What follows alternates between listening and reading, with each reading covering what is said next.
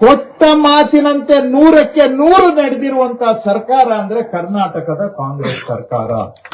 ನಾವೇನ್ ಮಾತು ಕೊಟ್ಟಿದೀವಿ ಮಾತು ಪ್ರಕಾರ ನಡೆದಿದ್ದೇವೆ. ಈ ನಾವು ಮಾಡಿರುವ ಗ್ಯಾರಂಟಿ ಯೋಜನೆ ದಯವಿಟ್ಟು ಅರ್ಥ ಮಾಡ್ಕೊಳ್ಳಿ.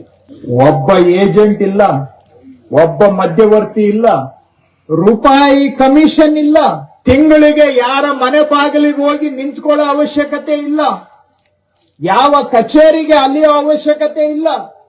ನೀವು ಮನೆಯಲ್ಲಿರ್ಲಿ ಎಲ್ಲಾದ್ರೂ ಇರ್ಲಿ, ಸರ್ಕಾರದ ನೆರವು 4.5 ಕೋಟಿ ಕನ್ನಡಿಗರಿಗೆ ಪ್ರತಿ ತಿಂಗಳು ನೇರವಾಗಿ ಅವ್ರಿಗೆ ನೆರವು ಸಿಗ್ತಾ ಇದೆ.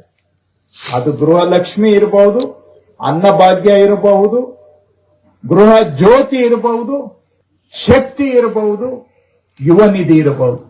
5 ಯೋಜನೆಗಳು 4.5 ಕೋಟಿ ಕನ್ನಡಿಗರಿಗೆ ಪ್ರತಿ ದಿನ ಪ್ರತಿ ತಿಂಗಳು ಅವರಿಗೆ ಸಹಾಯ ಆಗ್ತಾ ಇದೆ. ಅವ್ರ ಜೀವನಕ್ಕೆ ಒಂದೊಂದು ಕುಟುಂಬಕ್ಕೆ 5, 6, 7 ಸಾವಿರ ರೂಪಾಯಿ ಒಂದು ತಿಂಗಳಿಗೆ ಸಹಾಯ ಆಗ್ತಾ ಇದೆ ಸರ್ಕಾರದಿಂದ. ಪ್ರತಿ ಕುಟುಂಬಕ್ಕೆ ಒಂದು ತಿಂಗಳಿಗೆ 5, 6, 7 ಸಾವಿರ ರೂಪಾಯಿ ಒಂದೊಂದು ಕುಟುಂಬಕ್ಕೆ ನೆರವು ಸಿಗ್ತಾ ಇದೆ. ಗೃಹಲಕ್ಷ್ಮಿಯಲ್ಲಿ 2,000 ಬರುತ್ತೆ, ಗೃಹ ಜ್ಯೋತಿಯಲ್ಲಿ ಹೆಚ್ಚು ಕಮ್ಮಿ 1,000 ರೂಪಾಯಿ ಬರ್ತದೆ, ಬಸ್ ಅಲ್ಲಿ ಓಡಾಡಿದ್ರೆ ಅದೊಂದಷ್ಟು ಬರ್ತದೆ, ಯುವ ನಿಧಿಯಲ್ಲಿ 3,000 ರೂಪಾಯಿ ಬರ್ತದೆ, 10 ಕೆಜಿ ನಾವು ಉಚಿತವಾಗಿ ಅಕ್ಕಿ ಕೊಡ್ತಾ ಇದ್ದೇವೆ, ಅದನ್ನ ಲೆಕ್ಕ ಹಾಕಿದ್ರೆ ಅದು ಒಂದಷ್ಟು ಅಮೌಂಟ್. ಎಲ್ಲ ಸೇರಿಸಿದ್ರೆ ಒಂದು ಕುಟುಂಬಕ್ಕೆ 5,000 ರೂಪಾಯಿಗಿಂತ ಹೆಚ್ಚು ಪ್ರತಿಯೊಂದು ಕುಟುಂಬಕ್ಕೂ ಹೆಚ್ಚು ಕಮ್ಮಿ ಆಲ್ಮೋಸ್ಟ್ 90% ಕುಟುಂಬಗಳಿಗೆ ಸಹಾಯ ಸಿಗ್ತಾ ಇದೆ. ಇಂಥ ಯೋಜನೆ ಯಾರು ಮಾಡಿಲ್ಲ, ಯಾವ ಪಕ್ಷ ನೋಡಿಲ್ಲ, ಎಲ್ಲಾ ಪಾರ್ಟಿವರೆಗೂ ಸಿಗ್ತಾ ಇದೆ. ಯಾವ ಜಾತಿ ನೋಡಿಲ್ಲ, ಎಲ್ಲಾ ಜಾತಿಗಳಿಗೂ ಸಮಾನವಾಗಿ ಅವಕಾಶವನ್ನ ಮಾಡಿಕೊಟ್ಟಿದ್ದೇವೆ. ಈ ಜಾತಿ ಆ ಜಾತಿ ಅಂತ ಯಾವ್ದನ್ನ ಮೇಲೆ ಕಮ್ಮಿ ಮಾಡಿದೀವ? ಎಲ್ಲಾ ಜಾತಿ ಜನಗಳಿಗೂ ಕೊಡ್ತಾ ಇದ್ದೇವೆ, ಎಲ್ಲಾ ಜಾತಿ ಎಲ್ಲಾ ಜನಾಂಗದವರೆಗೂ ಕೊಡ್ತಾ ಇದ್ದೇವೆ. ಯಾಕಂದ್ರೆ ಕನ್ನಡಿಗರು ಅಂದ್ಮೇಲೆ ಎಲ್ಲಾರು ನಮ್ಮವರೇ, ನಾವು ಒಂದು ಕುಟುಂಬಕ್ಕೆ ಸೇರಿದವರು. ಯಾವುದೇ ಜಾತಿ ಇರ್ಲಿ, ಯಾವುದೇ ಧರ್ಮ ಇರ್ಲಿ, ಅವರೆಲ್ಲಾರನ್ನೂ ಜೊತೆಗೆ ತಗೊಂಡೋದ್ರೆ ಮಾತ್ರ ಕರ್ನಾಟಕ ಉದ್ಧಾರ ಆಗುತ್ತೆ ಅಂತೇಳಿ ಎಲ್ಲಾ ಜಾತಿ ಎಲ್ಲಾ ಧರ್ಮದವರಿಗೂ ಕೂಡ ಕೊಡ್ತಾ ಇದ್ದೇವೆ. ಯಾರ್ದು ಜಾತಿ ಧರ್ಮ ನೋಡಿ ನಿನಗೆ ಕೊಡ್ತೀವಿ ನಿನಗೆ ಕೊಡಲ್ಲ ಅಂತ ಹೇಳಲಿಲ್ಲ. ಕಾಂಗ್ರೆಸ್ ಅವರು ಕೊಡ್ತೀವಿ ದಳದವ್ರಿಗೆ ಇಲ್ಲ ಅಂತ ಹೇಳಲಿಲ್ಲ. ಎಲ್ಲಾ ಪಾರ್ಟಿಯವ್ರಿಗೂ ಕೊಡ್ತಾ ಇದ್ದೀವಿ, ಎಲ್ಲಾ ಜಾತಿ ಎಲ್ಲಾ ಧರ್ಮದವ್ರಿಗೂ ಕೊಡ್ತಾ ಇದ್ದೀವಿ. ಎಲ್ಲಾರನ್ನೂ ಸಮಾನವಾಗಿ ತಗೊಂಡು ಹೋಗ್ತಾ ಇದ್ದೇವೆ. ಆವಾಗ ಮಾತ್ರ ಕರ್ನಾಟಕ ಅಭಿವೃದ್ಧಿ ಮಾಡೋದಕ್ಕೆ ಸಾಧ್ಯ ಅಂತೇಳಿ. ಜಾತಿ ಹೆಸರಲ್ಲಿ ತಾರತಮ್ಯ ಮಾಡ್ತಾ ಇಲ್ಲ ನಾವು, ಪಾರ್ಟಿ ಹೆಸರಲ್ಲಿ ತಾರತಮ್ಯ ಮಾಡ್ತಾ ಇಲ್ಲ. ನಮಗ್ ಬೇಕಾದವ್ರಿಗೆ ಕೊಟ್ಟು ಬೇಡದೇ ಇರೋರಿಗೆ ಸರಿಸ್ತಾ ಇಲ್ಲ. ನಾವು ಎಲ್ಲಾರ್ಗೂ ಕೊಡ್ತಾ ಇದೀವಿ. ಈ ತರಹ ಕೆಲಸ ಯಾವ ಸರ್ಕಾರನೂ ಮಾಡಿ. ಯಾರಾದ್ರೂ ಹೇಳಿ ರೂಪಾಯಿ ಕಮಿಷನ್ ಕೊಡ್ತಾ ಇದ್ದೀರಿ ತಿಂಗಳು ಅಂತ ಹೇಳಿ, 2,000 ರೂಪಾಯಿಗೆ ಯಾವ್ದಾರ ₹1 ಕಮಿಷನ್ ಕೊಟ್ಟಿದಾರ ಯಾರಾದ್ರೂ? ಗೃಹಲಕ್ಷ್ಮಿಯಲ್ಲಿ ಯಾರನ್ನ ಕಚೇರಿಗೆ ಹೋಗಿ ಅವ್ರಿಗೆ ಅರ್ಜಿ ಕೊಟ್ಕೊಂಡು ನಿಂತ್ಕೊಂಡಿದ್ದೀರಾ ತಿಂಗಳು ನಿಮ್ ದುಡ್ಡು ಬರಕ್ಕೆ? ಯಾಕೆಂದ್ರೆ ಬರೋ ದುಡ್ಡಿಗೆ ಹೋಗಿ ಅವ್ರ ಮನೆ ಬಾಗಿಲು ಕಾಯ್ಬೇಕಾದ್ರೆ ನಿಮ್ಮ ಸ್ವಾಭಿಮಾನ ಏನ್ ಉಳಿತದೆ ಅಲ್ಲಿಗೆ? ದುಡ್ಡು ಬೇಕು ಅಂತ ಹೇಳಿದ್ರೆ ಇನ್ನೊಬ್ಬರ ಆಫೀಸ್ ಹತ್ರ ಮನೆ ಹತ್ರ ಹೋಗಿ ನಿಂತ್ಕೊಂಡ್ರೆ ನಿಮ್ ಗೌರವ ಉಳಿತದ? ಆವಾಗ ಒಂಥರ ಭಿಕ್ಷೆ ಬೇಡದಂಗಾಗತ್ತೆ. ಇದು ಭಿಕ್ಷೆ ಅಲ್ಲ, ಇದು ನಿಮ್ಮ ಹಕ್ಕು. ಅದಕ್ಕಾಗಿ ನಿಮ್ಮ ಮನೆಗೆ ನಿಮ್ಮ ಅಕೌಂಟ್ಗೆ ನೇರವಾಗಿ ಬರ್ತಾ ಇದೆ. ನೀವು ಯಾರ ಹತ್ರ ಕೈ ಚಾಚೋ ಅವಶ್ಯಕತೆ ಇಲ್ಲ. ಸ್ವಾಭಿಮಾನವಾಗಿ ಬದುಕಬೇಕು. ನೀವು ಸ್ವಾಭಿಮಾನ ಕಳ್ಕೊಳ್ಬಾರದು. ಗೌರವವಾಗಿ ಸಮಾಜದಲ್ಲಿ ತಲೆ ಹೊತ್ಕೊಂಡು ಬದುಕಬೇಕು. ಆವಾಗ ಮಾತ್ರ ಸಮಾನತೆಗೆ ಅರ್ಥ ಬರುತ್ತೆ. ಅದಕ್ಕೆ ತಿಂಗಳ ಯಾರೋ ಕೆಲವರು ಹೇಳಿದ್ರು ಬಂದು ತಗೊಂಡೋಗುವಂಗ್ ಮಾಡಿ ಅಂತ. ಬಂದು ತಗೊಂಡೋಗಂಗ್ ಮಾಡ್ಬೇಕಂದ್ರೆ ನಮ್ಮಂತವ್ರಲ್ಲಿ ಕೂತಿರ್ತೀವಿ, ಬಾ ಅಂತ ನೀನ್ ಜುಟ್ಟು ಹಿಡ್ಕೋತೀವಿ ನಮ್ ಕೈಯಲ್ಲಿ. ಹೌದಾ ಇಲ್ವೋ? ನೀವು ಸ್ವಲ್ಪ ಆ ಕಡೆ ಈ ಕಡೆ ಮಾಡಿದ್ರೆ ಜುಟ್ಟಿಗೆ ನಿಮ್ದು ಹಿಂಗ್ ಅಲ್ಲಾಡಿಸಿದ್ರೆ ಸಾಕು. ಅವಾಗ ಅಯ್ಯೋ ಸ್ವಾಮಿ ಸ್ವಾಮಿ ಅಂತ ನಮ್ಮ ಹತ್ರ ನಿಂತ್ಕೋಬಾರ್ದು. ಸ್ವಾಮಿ ಅಂತ ಕೈ ಮುಗಿದ್ರೆ ಗೌರವ ಸ್ವಾಭಿಮಾನ ಇರುತ್ತಾ? ಸಮಾನತೆ ಇರುತ್ತಾ? ಗೌರವದಿಂದ ಜೀವನ ಮಾಡಬೇಕು ಅನ್ನೋದು ನಮ್ಮ ಕಾಂಗ್ರೆಸ್ ಸರ್ಕಾರದ ಧ್ಯೇಯ. ಅದಕ್ಕಾಗಿ ನಿಮ್ಗೆ ಯಾವ ಲಂಚ ಇಲ್ಲ, ಯಾವ ಕಮಿಷನ್ ಇಲ್ಲ, ಯಾವ ಪರ್ಸೆಂಟೇಜ್ ಇಲ್ಲ, ಯಾವ ಏಜೆಂಟ್ ಇಲ್ಲ. ನೇರವಾಗಿ ಜನಗಳ ಕೈಗೆ ಶಕ್ತಿಯನ್ನ, ದುಡಿಯೋ ಕೈಗೆ ಶಕ್ತಿ ತುಂಬುವಂತ ಕೆಲಸವನ್ನ ನಾವು ಮಾಡ್ತಾ ಇದ್ದೇವೆ. ಯಾಕೆ ಹೇಳ್ತಾ ಇದ್ದೀನಿ ಅಂದ್ರೆ, ನಾವು ಕೆಲಸ ಮಾಡಿದ್ದೇವೆ, ಅಭಿವೃದ್ಧಿ ಮಾಡ್ತಾ ಇದ್ದೇವೆ ಇವತ್ತು. ಅದರ ಜೊತೆಗೆ ಹಾಸನ ಜಿಲ್ಲೆನೇ ತಗೊಂಡ್ರೆ ಎಷ್ಟೋ ರೈತರಿಗೆ ಮಂಜೂರಾಗಿದ್ದಂತ ಜಮೀನುಗಳು 16 ವರ್ಷಗಳಿಂದ ಪೋಡಿ ಆಗಿರ್ಲಿಲ್ಲ. ನಾನು ತೆಗೆಸ್ದೆ 10 ವರ್ಷದಲ್ಲಿ ಎಷ್ಟು ಪೋಡಿ ಆಗಿದೆ ಅಂತ. 10 ವರ್ಷದಲ್ಲಿ ಪೋಡಿ ದುರಸ್ತ ಆಗಿದ್ದು 1400 ರೈತರದಾಗಿತ್ತು. ಅವರು ಹೋಗಿ ಅರ್ಜಿ ಕೊಟ್ಟು ಕಚೇರಿಗಳಿಗೆ ಅಲೆದು ಯಾರೋ ಏಜೆಂಟ್ಗಳನ್ನ ಇಟ್ಕೊಂಡು ದುಡ್ಡುಗಳು ಖರ್ಚು ಮಾಡಿ ಪೋಡಿ ದುರಸ್ತ್ ಮಾಡಿಸ್ಕೊಂಡಿದ್ರು. ಅಂತದ್ದು ಇವತ್ತು ಯಾರ್ಯಾರಿಗೆ ಜಮೀನು ಮಂಜೂರಾಗಿದೆ ಅವರೆಲ್ಲರಿಗೂ ಸರ್ಕಾರನೇ ಅವರ ಮನೆ ಬಾಗಿಲಿಗೆ ಹೋಗಿ ಪೋಡಿ ದುರಸ್ತು ಮಾಡಿಕೊಡ್ತಕ್ಕಂತ ಕೆಲಸವನ್ನ ನಾವು ಮಾಡ್ತಾ ಇದ್ದೇವೆ. ಅದರಲ್ಲಿ ಹಿಂದೆ ಪೋಡಿ ದುರಸ್ತ ಆಗ್ಬೇಕಂದ್ರೆ ಮಿನಿಮಮ್ 5 ಡಾಕ್ಯುಮೆಂಟ್ ಇರಬೇಕಾಗಿತ್ತು. ಅದನ್ನ ಈಗ ನಡಿಯಪ್ಪ ಆಯ್ತು, ನಡೀಪ ಆಯ್ತು, ನಡೀರಿ ಆಯ್ತು, ಆಯ್ತು ನಡಿಯಪ್ಪ. ಕನಿಷ್ಠ 5 ದಾಖಲೆ ಇರಬೇಕಾಗಿದ್ದನ್ನ ಈಗ 3 ದಾಖಲೆ ಇದ್ರೆ ಸಾಕು ಅಂತ 3 ದಾಖಲೆ ಇದ್ದವ್ರಿಗೆ ನಾವು ಮಾಡ್ಕೊಡ್ತಾ ಇದ್ದೇವೆ.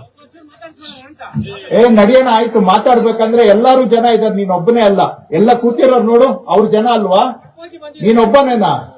ಬೆಳಿಗ್ಗೆ ಆಶೀರ್ವಾದ ಆಗ್ಬಿಟ್ರೆ ಕಷ್ಟ. ಕೂತ್ಕೋಣ, ಮಾತಾಡೋಣ, ಕೂತ್ಕೋಣ ಆಯ್ತು, ಕೂತ್ಕೊ ಮಾತಾಡೋಣ. ತುಂಬಾ ಜನ ಇದ್ದಾರೆ ಮಾತಾಡೋರು, ನೀನು ಅವರಂಗೆ ಬಂಗೋರು ಕೂತ್ಕೋ. ಮೊದಲು 5 ಡಾಕ್ಯುಮೆಂಟ್ ಇರಬೇಕಾಗಿತ್ತು ಕನಿಷ್ಠ. ಅದನ್ನ ಇವಾಗ ಬರೀ 3 ಡಾಕ್ಯುಮೆಂಟ್ ಇದ್ರೆ ಸಾಕು ನಾವು ಮಾಡ್ಕೊಡ್ತಾ ಇದ್ದೀವಿ. 3 ಡಾಕ್ಯುಮೆಂಟ್ ಇರೋರಿಗೆ ಮಾಡ್ಕೊಡ್ತಾ ಇದ್ದೇವೆ. ಮೊದಲು ಎಲ್ಲಾ ಕಚೇರಿಗಳಿಗೆ ಸುತ್ತಬೇಕಾಗಿತ್ತು, ಜನನೇ ಹೋಗಿ ಅರ್ಜಿ ಕೊಡಬೇಕಾಗಿತ್ತು. ಈಗ ಅರ್ಜಿನೂ ಬೇಕಾಗಿಲ್ಲ, ಎಲ್ಲಾ ಕಚೇರಿಗೆ ಸುತ್ತೋದು ಬೇಕಾಗಿಲ್ಲ. ನಿಮಗೆ ಬೇಕಾಗಿರೋ ಕಡತನ ಸರ್ಕಾರನೇ ತಯಾರು ಮಾಡಿ ಮಾಡ್ತಾ ಇದೆ. ಸೊ ಯಾರ್ಯಾರ ಹತ್ರ 3 ಡಾಕ್ಯುಮೆಂಟ್ ಇತ್ತು ಅವ್ರದೆಲ್ಲ ಈಗ ಪೋಡಿ ದುರಸ್ತ್ ನಾವೇ ಮಾಡ್ತಾ ಇದ್ದೀವಿ. ಸಮಸ್ಯೆ ಕೆಲವ್ರದ್ದು ಏನಾಗಿದೆ, 3 ಡಾಕ್ಯುಮೆಂಟು ಕೂಡ ಇಲ್ಲ. ಸುಮಾರು ಜನದ ಹತ್ರ ಈಗ 3 ಡಾಕ್ಯುಮೆಂಟ್ ಇರೋರು ಎಷ್ಟು, ಒಂದು 50% ಇದ್ದಾರೆ. ಇನ್ನು 50% ಜನಗಳ ಹತ್ರ 3 ಡಾಕ್ಯುಮೆಂಟು ಇಲ್ಲ. ಅವ್ರಿಗೆ ಏನ್ ಮಾಡ್ಬೇಕು ಅನ್ನೋದು ಕೂಡ ಈಗ ಅವರು ಓಡಾಡ್ತಾ ಇದ್ದಾರೆ, ನಮ್ದಾಗ್ಲಿಲ್ಲ ಅಂತ. ನಾನು ಜಿಲ್ಲಾಧಿಕಾರಿಗಳಿಗೆ ಹೇಳಿದ್ದೇನೆ, 3 ಇಲ್ದೆ ಹೋದ್ರೂ ಪರವಾಗಿಲ್ಲ, 2 ಡಾಕ್ಯುಮೆಂಟ್ ಯಾರಿಗಿದೆ ಅವ್ರೆಲ್ಲರಿಗೂ ಮಾಡ್ಕೊಡ್ಬೇಕು ಅಂತ ನಾನು ಅವ್ರಿಗೆ ಸೂಚನೆಯನ್ನ ಕೊಟ್ಟಿದ್ದೇನೆ. 2 ಕನಿಷ್ಠ ಡಾಕ್ಯುಮೆಂಟ್ ಇರೋರಿಗೆ ಹಂಗ ಮಾಡಿದಾಗ ಏನಾಗುತ್ತೆ, ಇನ್ನ ಒಂದು 20-25% ಜನದ್ದು ಪಾಸ್ ಆಗ್ತದೆ. ಅಲ್ಲಿಗೆ ಒಟ್ಟು ಮಂಜೂರಿದಾರರ ಪೈಕಿ ಒಂದು 70-75% ಜನಗಳಿಗೆ ಪೋಡಿ ದುರಸ್ತ್ ಆಗೋಗುತ್ತೆ. 2 ಇಲ್ಲದೆ ಇರೋರು ಇದ್ದಾರೆ, ಇನ್ನ ಒಂದು 25% ಉಳಿತಾರೆ. ಅದನ್ನ ಆಮೇಲೆ ನೋಡೋಣ ಅಂತ ನಾನು ಹೇಳಿದ್ದೀನಿ. ನಮ್ಮ ಮುಖಂಡರು ಎಲ್ಲ ಹೇಳಿದ್ರು, ಒಂದೇ ಡಾಕ್ಯುಮೆಂಟ್ ಇರೋರ್ಗೆ ಹೆಂಗೆ ಸರ್ ಅಂತ. ಈಗ ಸರಿ ತಾಳಪ್ಪ, ಮಿನಿಮಮ್ 2 ಡಾಕ್ಯುಮೆಂಟ್ ಇರೋರ್ದು ಮಾಡಿ ಮುಗಿಸೋಣ, ಆಮೇಲೆ ಇದನ್ನ ಏನ್ ಮಾಡ್ಬೇಕು ಅಂತ ಆಮೇಲೆ ನೋಡೋಣ.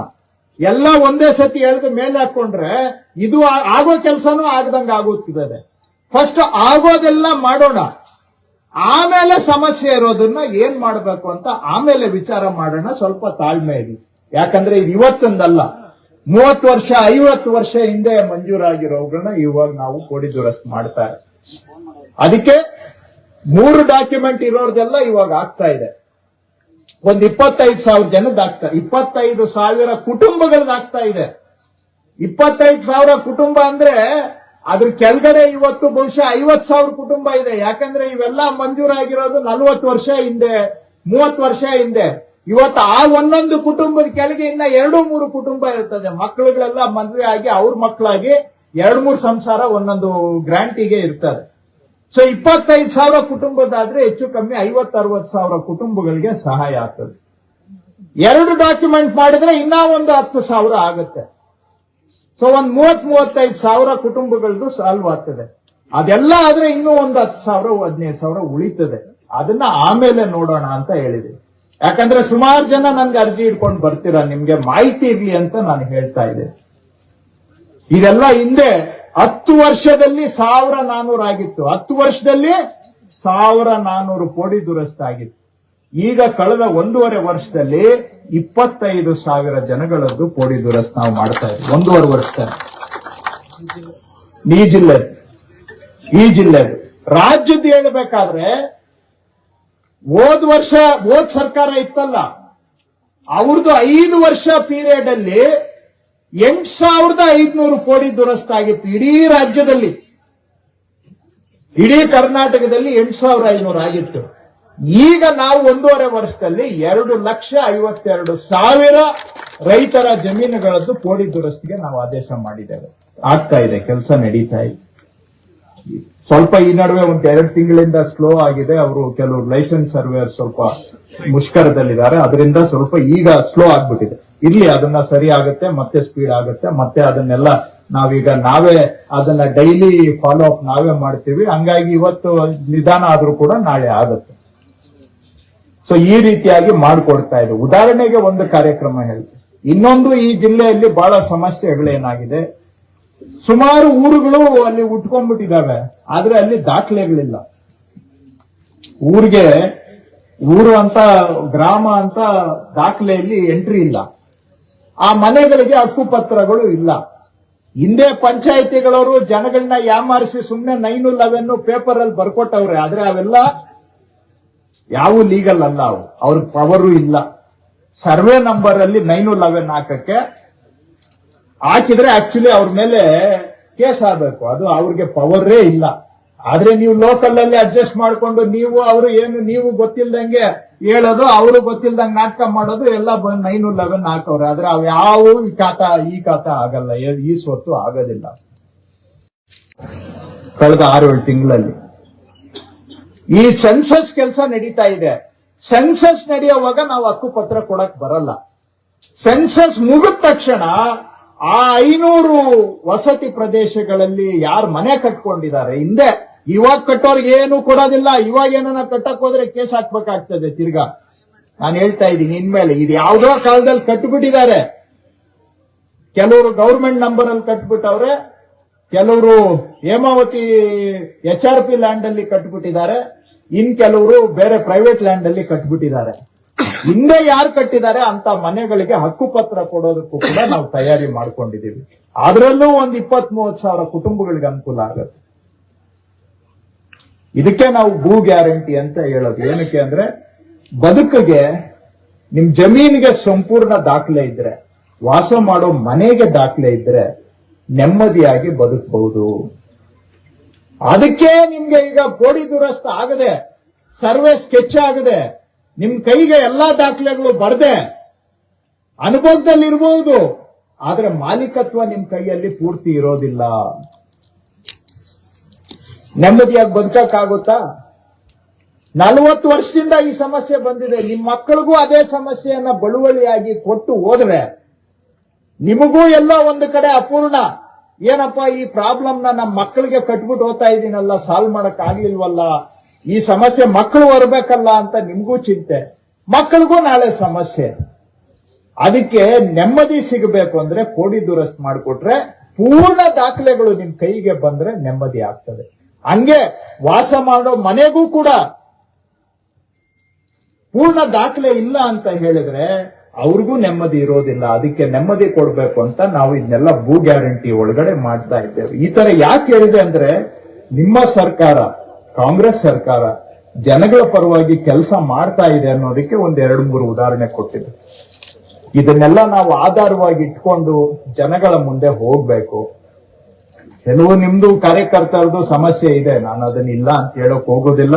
ಅದನ್ನ ಬೇರೆ ಸಂದರ್ಭದಲ್ಲಿ, ಇವತ್ತು ಭಾಷಣದಲ್ಲಿ ಮೈಕಲ್ಲಿ ಮಾತಾಡೋ ವಿಷಯಗಳು ಅಲ್ಲ.